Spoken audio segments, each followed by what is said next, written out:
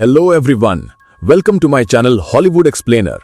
आज मैं एक्सप्लेन करने वाला हूं 2026 की एक खतरनाक शार्क सर्वाइवल थ्रिलर मूवी को जिसका नाम है द बे। सोचिए अगर आपकी नाव समंदर के बीचों बीच खराब हो जाए, चारों तरफ दर्जनों भूखी शार्क घूम रही हों और किनारे तक पहुंचने का सिर्फ एक ही रास्ता हो, खुद तैर कर जाना। क्या आप अपनी जान बचाने के लिए पानी में उतरेंगे या नाव पर बैठकर मौत का इंतजार करेंगे? यकीन मानिए, इस फिल्म में एक छोटी सी गलती पूरे ग्रुप की जिंदगी बदल देती है।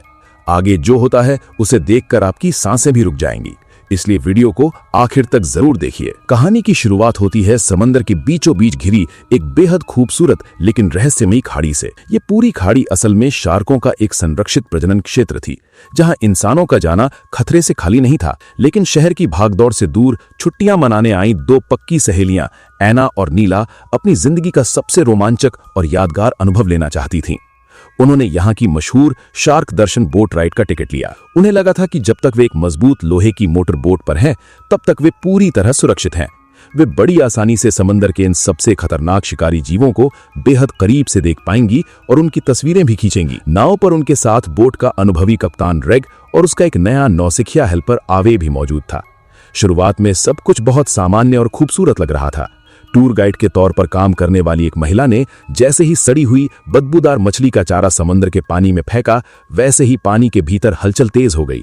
खून और मांस की गंध पानी में फैलते ही कुछ ही पलों के भीतर समंदर की गहराइयों से निकलकर दर्जनों विशालकाय शार्क वहां इकट्ठा हो गईं। उनके भीमकाय और डरावने शरीर नाव के बिल्कुल नीचे से बार बार गुजरने लगे। एना और नीला ये सब देखकर रोमांचित हो रही थीं, लेकिन उन्हें इस बात का जरा भी अंदाजा नहीं था कि मौत उनके ठीक नीचे तैर रही है। तभी अचानक एक हादसा हो जाता है। चारे के लालच में आई एक बेहद विशालकाय शार्क नाव से लटके हुए लोहे के चारे और उसकी जंजीर में बुरी तरह फंस जाती है। वो खुद को छुड़ाने के लिए छटपटाने लगती है। ऐसे नाजुक वक्त में समझदारी से काम लेने के बजाय नौसिखिया और डरपोक आवी बुरी तरह घबरा जाता है। वो गुस्से और डर में आकर एक भारी लोहे की रॉड उठाता है और फंसी हुई शार्क के सिर पर ताबड़तोड़ वार करना शुरू कर देता है। आवे की ये बेवकूफी भरी हरकत पूरी खाड़ी की शार्कों को भड़का देती है। हर प्रहार के साथ वो घायल शार्क और ज्यादा हिंसक होकर तड़पने लगती है। उसके शरीर में उलझी लोहे की मजबूत जंजीर पूरी ताकत से तन जाती है और उसकी जोरदार छटपटाहट से पूरी नाव किसी खिलौने की तरह हवा में हिलने लगती है। तभी बोट का कप्तान रेग दौड़ता हुआ आता है और आवेई को धक्का देकर तुरंत रोकता है।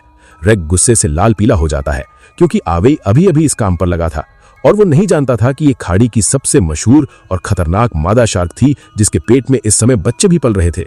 रेग बिना वक्त गवाए अपने औजार निकालता है और भारी जंजीर को काट देता है, जिसके बाद वो लहूलुहान शार्क वापस समंदर की अंधेरी गहराइयों में गायब हो जाती है। रेग गुस्से में आवे पर चिल्लाता है कि अगर उसने दोबारा ऐसी लापरवाही की तो वो उसे बीच समंदर में ही नाव से उतार देगा। लेकिन रेग को बिल्कुल भी अंदाजा नहीं था कि एक कप्तान के तौर पर ये उसकी जिंदगी का आखिरी दिन साबित होने वाला था। कुछ ही मिनट बीते थे कि अचानक नाव के पिछले हिस्से से पानी की तेज आवाज आने लगती है। जब रेग और बाकी लोग नीचे देखते हैं तो उनके पैरों तले जमीन खिसक जाती है। उस विशाल शार्क की भयानक टक्कर और जंजीर के खिंचाव की वजह से नाव के निचले हिस्से में एक बहुत बड़ी दरार पड़ चुकी थी। समंदर का बर्फीला और खारा पानी लगातार तेजी से नाव के अंदर भर रहा था। मुसीबत सिर्फ इतनी नहीं थी। रेग तुरंत इंजन चालू करने के लिए उसकी रस्सी को पूरी ताकत से खींचता है, लेकिन इंजन सिर्फ कुछ अजीब और भारी आवाजें निकालकर हमेशा के लिए शांत हो जाता है। जब रेग नाव के पिछले हिस्से को पानी से ऊपर उठाकर देखता है तो उसका दिल बैठ जाता है। बोट का प्रोपेलर पूरी तरह टूटकर समंदर में गिर चुका था। अब उनके पास इंजन के सहारे सुरक्षित किनारे तक पहुंचने का कोई रास्ता नहीं बचा था। नाव का वजन कम करने के लिए रेग तुरंत भारी सामान और फालतू चीजें समंदर में फेंकना शुरू कर देता है। एना, नीला और आवे डिब्बों और बाल्टियों से लगातार पानी बाहर निकालने में जुट जाते हैं, लेकिन वे जितनी तेजी से पानी बाहर फेंक रहे थे, समंदर का पानी उससे दोगुनी रफ्तार से नाव के अंदर भरता जा रहा था। रेग तुरंत बोट के वायरलेस रेडियो को ऑन करता है और मदद के लिए चिल्लाता है, लेकिन बदकिस्मती से चारों तरफ से ऊंची और नुकीली चट्टानों से घिरी इस संकरी खाड़ी में रेडियो का सिग्नल पूरी तरह गायब था। स्पीकर से सिर्फ एक तेज और डरावनी खरखराहट सुनाई दे रही थी। कोई जवाब नहीं मिल रहा था। सबसे बड़ी और भयानक परेशानी ये थी कि ये एक बहुत ही छोटी पर्यटन नाव थी, जिस पर कोई बैकअप या लाइफ बोट मौजूद नहीं थी। अगर पानी नाव के बीच वाले हिस्से से ऊपर पहुंच गया तो पूरी बोट पलट जाएगी और वे सब सीधे शार्कों के मुंह में गिर जाएंगे। तभी रेग को याद आता है कि इस ऊंची पहाड़ी के ठीक दूसरी तरफ एक छोटा सा मछुआरों का गांव है। थोड़ी देर सोचने के बाद रेग एक ऐसा आत्मघाती फैसला लेता है जिसे सुनकर सबकी रूह कांप जाती है। वो कहता है कि वो खुद तैरकर उस गांव तक जाएगा और वहां से मदद लेकर आएगा। लेकिन पानी में लगातार चक्कर काटती भूखी शार्कों के फिन को देखकर नीला और ऐना चिल्ला पड़ती हैं कि ये तो सीधे मौत के मुंह में कूदने जैसा है। रेग उन्हें समझाता है कि समंदर में अब कोई चारा नहीं बचा है। अगर वो बिना पानी हिलाए शांति से तैरेगा तो शायद शार्क उसे अपना शिकार नहीं समझेगी। इतना कहकर वो धीरे से समंदर के ठंडे पानी में उतर जाता है, लेकिन जाते समय उसके हाथ में एक लोहे की रॉड भी थी जो ये साफ बयां कर रही थी कि उसे खुद भी अपनी इस बात पर पूरा भरोसा नहीं था। रेग बहुत ही सावधानी के साथ किनारे की तरफ तैरने लगा। उसका दिल तेजी से धड़क रहा था और नाव पर बैठे तीनों लोग अपनी सांसें रोककर उसकी एक एक हरकत को देख रहे थे। कुछ ही दूरी तय करने के बाद रेग को पानी के नीचे कुछ अजीब सा एहसास हुआ। जब उसने मुड़कर नीचे देखा तो उसकी रूह कांप गई। एक विशालकाय शार्क बिल्कुल चुपचाप उसके ठीक पीछे तैर रही थी। अगले ही पल वो शार्क फिर से गहरे पानी में गायब हो गई। यह अदृश्य खतरा सीधे हमला करने से भी ज्यादा डरावना था। नाव पर बैठी ऐना और नीला की चीखें गले में ही अटक कर रह गईं। वे साफ देख पा रहे थे कि कई काले साए लगातार रेग के ठीक नीचे से गुजर रहे थे। पानी के भीतर रेग को भी उन खूंखार शिकारियों की मौजूदगी साफ महसूस हो रही थी। आखिरकार उसका संयम जवाब दे गया। डर के मारे उसने अपने हाथ में पकड़ी लोहे की रॉड को फेंक दिया और अपनी पूरी ताकत झोंकते हुए किनारे की तरफ पागलों की तरह तैरने लगा। उसकी किस्मत अच्छी थी कि उस वक्त शार्कों ने उसे सिर्फ परखा, उन पर सीधा हमला नहीं किया। किसी तरह अपनी जान हथेली पर रखकर रेग सुरक्षित किनारे पर पहुंच गया। उसे सही सलामत किनारे पर पहुंचते देख नाव पर मौजूद लोगों ने चैन की सांस ली और उन्हें लगा कि अब मदद मिलने में ज्यादा देर नहीं लगेगी। लेकिन असली और भयानक तबाही तो अब शुरू होने वाली थी। रेग बिना एक पल गवाए घने जंगल की तरफ दौड़ पड़ा ताकि जल्द से जल्द गांव तक पहुंच सके। मगर जैसे ही वो जंगल के अंदर घुसा, पेड़ों और झाड़ियों के जाल ने उसे उलझन में डाल दिया। चारों तरफ एक जैसे दिखने वाले रास्ते थे और घबराहट में वो गलत दिशा में भागने लगा। इसी भागदौड़ और कंफ्यूजन में काफी कीमती वक्त निकल गया। उधर समंदर के बीचों बीच फंसी नाव की हालत लगातार बद से बदतर होती जा रही थी। पानी निकालते निकालते ऐना, नीला और आवेई की बाजू की ताकत पूरी तरह खत्म हो चुकी थी। उनके हाथ उठना बंद हो चुके थे, लेकिन समंदर का पानी था कि कम होने का नाम ही नहीं ले रहा था, बल्कि लगातार बढ़ता ही जा रहा था। तभी आवेई गुस्से और निराशा में अपनी बाल्टी दूर फेंक देता है और फूट फूट कर अपने अतीत का एक खौफनाक सच बताने लगता है। उसने कांपते हुए बताया कि पहले वो भी एक ऐसी ही शार्क टूरिस्ट बोट पर काम करता था। वहीं उसने अपनी आंखों से देखा था कि कैसे एक विशाल शार्क ने एक पर्यटक का सिर पल भर में उसके धड़ से अलग कर दिया था। उस बेबस आदमी को बचाने की कोशिश में आवेई की अपनी जान भी लगभग जाते जाते बची थी। उसी एक खौफनाक हादसे ने उसके दिल में ऐसा डर बिठा दिया था कि वो मान चुका था कि शार्क कोई आम जानवर नहीं बल्कि समंदर के किसी राक्षस जैसी है। उसे तो यहां तक यकीन हो गया था कि शार्क इंसानों की धड़कन तक पानी के अंदर महसूस कर सकती हैं। आवेई की ये बातें सुनकर ऐना को उसकी अब तक की हरकतों की वजह समझ आ गई। उसे एहसास हुआ कि उस पुराने हादसे ने आवेई को अंदर से तोड़ दिया था। काफी देर तक जंगल की खाक छानने के बाद रेग आखिरकार बाहर निकला, लेकिन उसे पहाड़ के पीछे बसा वो गांव कहीं नजर नहीं आया। वहां सिर्फ समंदर किनारे लावारिस हालत में पड़ी एक पुरानी फुलाने वाली रबर की बोट मिली। अपने साथियों की डूबती हालत को याद करके रेग ने एक सेकंड की भी देर नहीं की।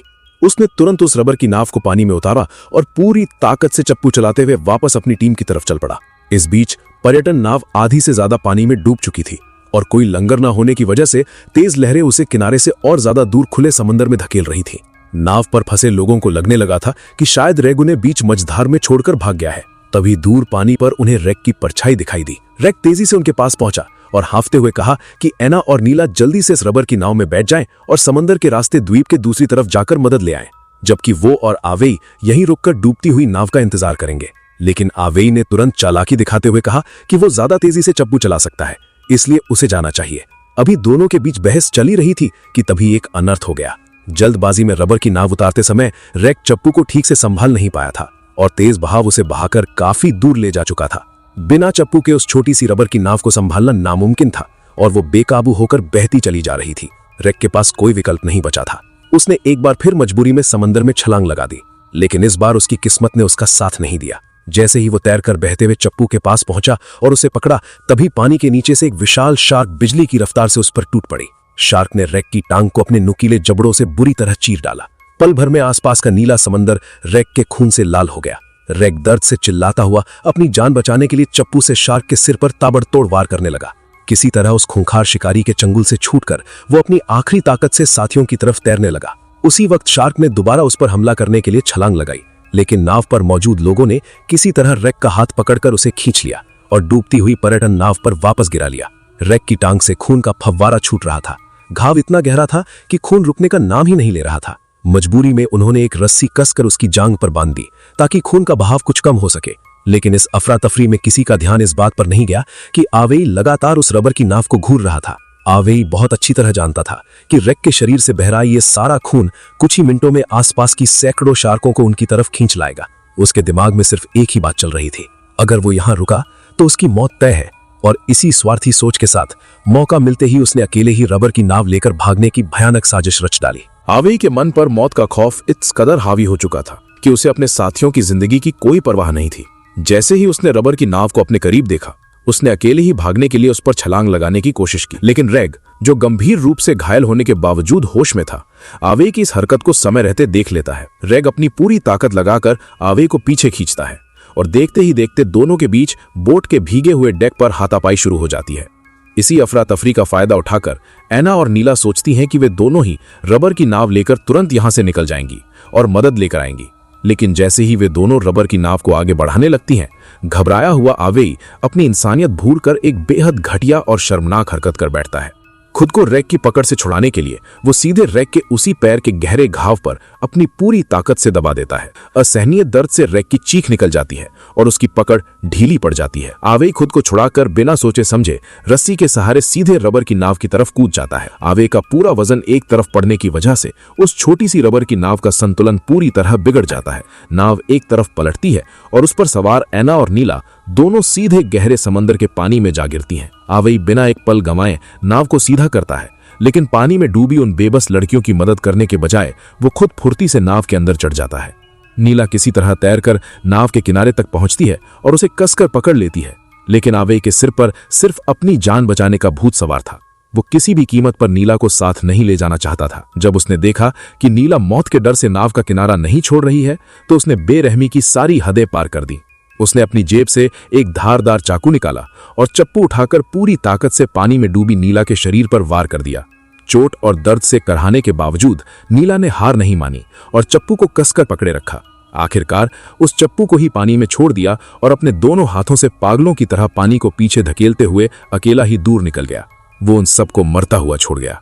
उधर ठंडे पानी में नीला की हलचल धीरे धीरे कम होने लगी थी। पानी के ऊपर तैरती ऐना को तुरंत एहसास हुआ कि कुछ बहुत गलत हो चुका है। उसने आसपास मंडराती भूखी शार्कों की परवाह किए बिना अपनी जान दांव पर लगाकर वो तैरकर अपनी दोस्त नीला के पास पहुंची और उसे पीछे से पकड़कर अपनी आखिरी सांस तक की ताकत लगाते हुए वापस डूबती हुई पर्यटन नाव की तरफ खींच लाई।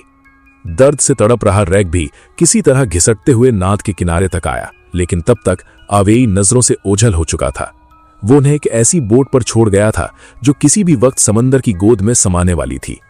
आवेई भले ही उन्हें धोखा देकर दूर भाग गया था, लेकिन समंदर में पाप की सजा बहुत जल्दी मिलती है। कुछ ही दूरी पर जाने के बाद आवेई को एहसास हुआ कि बिना चप्पू के वो उस रबर की नाव की दिशा को बिल्कुल नियंत्रित नहीं कर पा रहा है।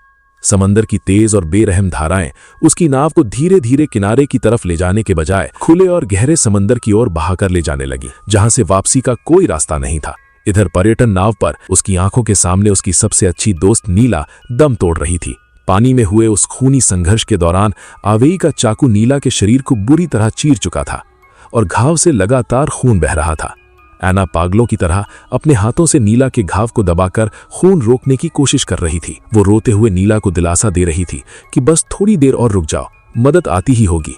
लेकिन वक्त रेत की तरह फिसलता जा रहा था। बोट के वायरलेस रेडियो में अब भी सिर्फ सन्नाटा और खरखराहट थी, कोई सिग्नल नहीं था। धीरे धीरे नीला के शरीर का तापमान गिरने लगा और उसके हाथ पैर पूरी तरह ठंडे पड़ गए। अत्यधिक खून बह जाने की वजह से उसका शरीर सफेद पड़ चुका था। उसने अपनी भारी होती आंखों से ऐना की तरफ देखा। उसके चेहरे पर एक हल्की सी दर्द भरी मुस्कान आई। उसने बेहद कमजोर आवाज में ऐना से कहा कि वो बस अब बहुत थक चुकी है और थोड़ी देर आराम करना चाहती है।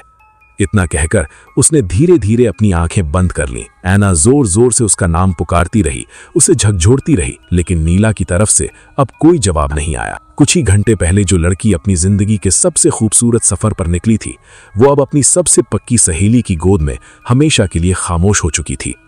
ऐना का दिल पूरी तरह टूट गया, लेकिन घायल कप्तान रैग जानता था कि इस समय शोक मनाने का मतलब है अपनी मौत को दावत देना। क्योंकि असली खतरा अब उनकी नाव के ठीक नीचे दस्तक दे चुका था। नीला की मौत ने ऐना को भीतर से सुन्न कर दिया था। पानी अब बोट के ऊपरी डेक तक आ पहुंचा था। नाव किसी भी पल पलटकर समंदर की गहराइयों में समा सकती थी। पर इससे भी ज्यादा खौफनाक बात यह थी कि रैग के पैर से बहता हुआ खून और नीला के जख्मों से निकला लाल सैलाब पूरी नाव पर फैल चुका था। खून की ये तेज गंध पानी में मिलते ही कयामत बनकर टूटी। देखते ही देखते समंदर की गहराइयों से निकलकर सैकड़ों भूखी और आदमखोर शार्क नाव के चारों तरफ चक्कर काटने लगी। पानी की सतह पर तैरते उनके नुकीले फिन ये साफ बता रहे थे कि वे बस इस इंतजार में है कि कब ये नाव डूबे और कब उन्हें अपना निवाला मिले। ऐना ने अपनी जान बचाने की आखिरी कोशिश में बोट पर पड़े सभी लाइफ रिंग्स और सीट के कुशन इकट्ठे किए। उसने मछली पकड़ने वाले एक मजबूत जाल की मदद से उन सबको आपस में कसकर बांधा और एक अस्थायी तैरने वाला बेड़ा तैयार कर लिया। लेकिन कप्तान रैग, जो खुद मौत के मुहाने पर खड़ा था, उसने बेहद कमजोर आवाज में ऐना से कहा कि उसके अपने शरीर से लगातार बहता हुआ खून उन दोनों को कभी जिंदा बचने नहीं देगा। वे जैसे ही इस बेड़े पर उतरेंगे, शार्क गंध सूंघकर उन पर हमला कर देंगे। तभी रैग की नजर डेक पर पड़ी नीला की बेजान लाश पर जाती है। रैग एक ऐसा बेहद क्रूर, दिल दहला देने वाला लेकिन शायद इकलौता बचा हुआ उपाय बताता है जिसे सुनकर ऐना के पैरों तले जमीन खिसक जाती है। रैग कहता है कि अगर वे नीला की लाश को समंदर में फेंक दें तो खाड़ी की तमाम शार्क उस पर टूट पड़ेंगे। जब तक शार्क वहां उलझी रहेंगी, उन्हें वहां से दूर निकलने का एक मौका मिल सकता है। ये सुनते ही ऐना चीख पड़ती है और साफ मना कर देती है। वो अपनी उस पक्की सहेली के जिस्म को, जिसने उसकी बाहों में दम तोड़ा था, इन खूंखार राक्षसों का निवाला बनते कभी नहीं देख सकती थी। लेकिन कुदरत के पास उनके लिए कोई रहम नहीं था। दोनों जानते थे कि अगर अब फैसला नहीं लिया तो तीनों में से कोई भी जिंदा नहीं बचेगा। बहुत भारी मन, कांपते हाथों और टूटते हुए दिल के साथ ऐना ने आखिरी बार अपनी दोस्त नीला को गले लगाया। रोते हुए उसने उसकी आंखें चूमी और फिर अपनी आंखें बंद करके उसने नीला के शव को धीरे से समंदर के खारे पानी में ढकेल दिया। लाइफ जैकेट पहने नीला की लाश पानी के बहाव के साथ अभी कुछ ही फीट दूर बहकर गई थी कि अचानक पानी के नीचे से एक खौफनाक हलचल हुई। एक भीमकाय शार्क ने बिजली की फुर्ती से पानी से ऊपर आकर नीला की लाश को अपने जबड़ों में जकड़ा और झटके से गहराई में खींच ले गई। अगले ही पल खून की गंध से पागल हुई दर्जनों दूसरी शार्क भी उसी जगह पर एक दूसरे पर झपट पड़ी। कुछ ही सेकंड के भीतर पूरी खाड़ी गहरे लाल रंग के गाढ़े खून से उबलने लगी। ऐना ने अपने आंसू पोंछने की हिम्मत भी नहीं जुटाई और अपना मुंह दूसरी तरफ फेर लिया। उसने अपनी बची कुची ताकत समेटकर रेग को सहारा दिया और उसे उस अस्थायी बेड़े पर चढ़ाया। उनके बेड़े पर कदम रखते ही वो पर्यटन नाव हमेशा के लिए पलट गई और एक भारी गड़गड़ाहट के साथ समंदर के काले अंधेरे में विलीन हो गई। अब इस खौफनाक समंदर के बीच वे दोनों सिर्फ एक मामूली तैरते हुए मलबे के सहारे मौत का इंतजार कर रहे थे। और रैग के जांघ पर बंधी रस्सी के बावजूद भी घाव से निकलता हुआ खून राफ्ट की लकड़ियों से होते हुए वापस पानी में टपक रहा था। रैग होश खोता जा रहा था और ऐना बेबसी से उसे जागते रहने के लिए कह रही थी। तभी समंदर की खामोशी को चीरते हुए पानी की सतह पर फिर से वही डरावने काले फिन दिखाई देने लगे। शार्कों का झुंड एक बार फिर लौट आया था और इस बार वे सीधे उनके बेड़े के चक्कर काट रही थीं। रैग वो जानता था कि जब तक उसका लहूलुहान शरीर इस बेड़े पर है, शार्क कभी उनका पीछा नहीं छोड़ेंगी। वो खुद तो मर ही रहा था, लेकिन वो अपने साथ ऐना की जिंदगी को भी खत्म नहीं करना चाहता था। उसने बिना कुछ कहे खुद को बेड़े के किनारे से समंदर के ठंडे पानी में धकेल दिया और बेड़े से दूर तैरने लगा। ऐना चीख पड़ी, रैग नहीं! रैग का शरीर जैसे ही पानी के गहरे सैलाब में उतरा, खून की गंध पाकर घात लगाए बैठी शार्कें बिजली की रफ्तार से उस पर टूट पड़ी और देखते ही देखते वो भी समंदर की गहराइयों में हमेशा के लिए विलीन हो गया। अब इस खौफनाक धाड़ी के बीच उस छोटे से तैरते मलबे पर ऐना बिल्कुल अकेली बची थी। उसके सारे साथी, उसका हौसला, सब कुछ समंदर निगल चुका था। वो पूरी तरह टूट चुकी थी और उसने जीने की उम्मीद छोड़ दी थी। तभी डूबते हुए सूरज की मध्यम रोशनी में ऐना को दूर समंदर के क्षितिज पर एक धुंधली सी परछाई दिखाई दी। वो मछुआरों की एक छोटी सी नाव थी। ऐना के भीतर जैसे जिंदगी की एक आखिरी उम्मीद जागी। तभी ऐना की नजर पास ही पानी में तैरते हुए उस वायरलेस रेडियो पर पड़ी। ऐना ने झपटकर उस गीले रेडियो को उठाया और कांपती उंगलियों से उसका बटन दबाकर मदद के लिए चीखने लगी, कोई है? प्लीज मेरी मदद करो, मैं बीच समंदर में फंसी हूं। रेडियो के दूसरी तरफ से अचानक एक भारी आवाज आई, लेकिन बदकिस्मती से वो किसी ऐसी विदेशी भाषा में बात कर रहे थे जिसे ऐना समझ नहीं पा रही थी। वो बिना हार माने बस रोते हुए बार बार एक ही गुहार लगा रही थी कि वे अपनी नाव को उसकी तरफ मोड़ ले। इसी बीच एक विशाल शार्क चुपचाप उसके बेड़े के ठीक नीचे आ पहुंची। पानी में हल्की सी थरथराहट महसूस होते ही ऐना ने डर के मारे सांस रोक ली और खुद को बेड़े के बिल्कुल बीच में समेट लिया। शार्क का विशाल नुकीला पंख बेड़े के किनारे को छूता हुआ धीरे से गुजर गया और तभी रेडियो पर ऐना की चीखें सुनकर मछुआरों की उस नाव ने आखिरकार अपनी दिशा बदली और वो तेजी से ऐना के बेड़े की तरफ बढ़ने लगी।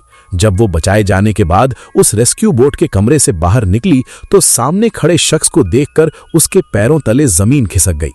उसके सामने वही आवेई खड़ा था जो उन्हें तड़पता छोड़कर भागा था और जब वो मछुआरों को लेकर वापस आया तब तक सब कुछ खत्म हो चुका था। और फिर दोस्तों इसी के साथ ये मूवी यहीं पर खत्म हो जाती है। तो दोस्तों ये था 2026 में रिलीज हुई द बे मूवी एक्सप्लेनेशन। उम्मीद करता हूं आप सभी लोगों को इस मूवी का एक्सप्लेनेशन पसंद आया होगा। वीडियो अच्छी लगी हो वीडियो को लाइक और चैनल को सब्सक्राइब कर बेल नोटिफिकेशन को ऑल पर सेट कर लो ताकि मैं ऐसी कोई भी मूवी का एक्सप्लेनेशन लाऊं तो सबसे पहले नोटिफिकेशन आप तक पहुंचे। तो चलिए दोस्तों मिलते हैं ऐसे ही किसी दूसरी वीडियो में।